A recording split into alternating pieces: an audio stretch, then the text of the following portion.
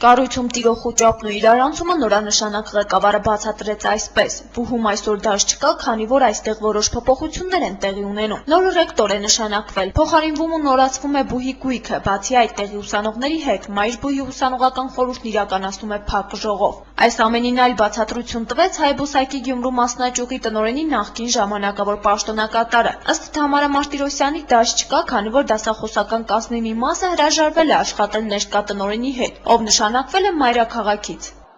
Երևանի տնօրենը այդպես է ուզում, իրանք գոհ են իմ աշխատանքներից, շատ գոհ են, ասում են, որ գոհ են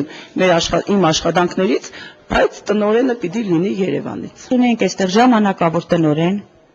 դրել ենք ժամանակավոր տնօրեն, որպեսզի հետո արդեն ուսումնական process-ը ավարտելուց հետո արդեն ավելի կոնկրետացնեինք, ուսումնական ծրագրեր վերանայելուց հետո,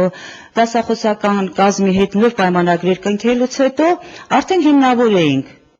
Մեր նկարահանումների ժամանակ դատարկվում էին նաև լսարանները, տեղափոխվում էր գույքը։ Ուսանողներն ու բուհի նախկին ժամանակավոր պաշտոնակատարը տեղեկացրին, թե նախկին ռեկտոր Սերյան Հարությունյանը տեղափոխում է իր միջոցներով գնված գույքը։ Սեղան նստարաններ, համակարգիչներ ու դասապրոցեսի կազմակերպման նպատակով անհրաժեշտ մյուս պարագաները։ Այնիշ նորանշանակ ղեկավար Անահիտ Ռուստամյանն էլ նշում է, թե դրանք օգտագործման համար այլևս պիտանի չեն, ուստի նորացվում են։ Գիտեք ինչ, արդեն շատ հնաոճ է ամեն ինչ, իսկ արդյո ուսանողությունը արդեն ուզում է նորություններ։ Օրինակ կոմպյուտերները պետք է չէ փոխվի, անպայման պետք է փոխվի, կամ այս դասբաղներս այս տիպի տեխնիկան մեզ ձեռք չի տալիս։ Հին տնօրինությունը ինձանից առաջ տնօրեն կար, որ իր գույքը թողել էր մինչև հիմա օգտագործման, հիմա իրենք տանում են տնօրենի պաշտոնի փոփոխությունից դուրս գալով, իրենք տանում են իրենց գույքը։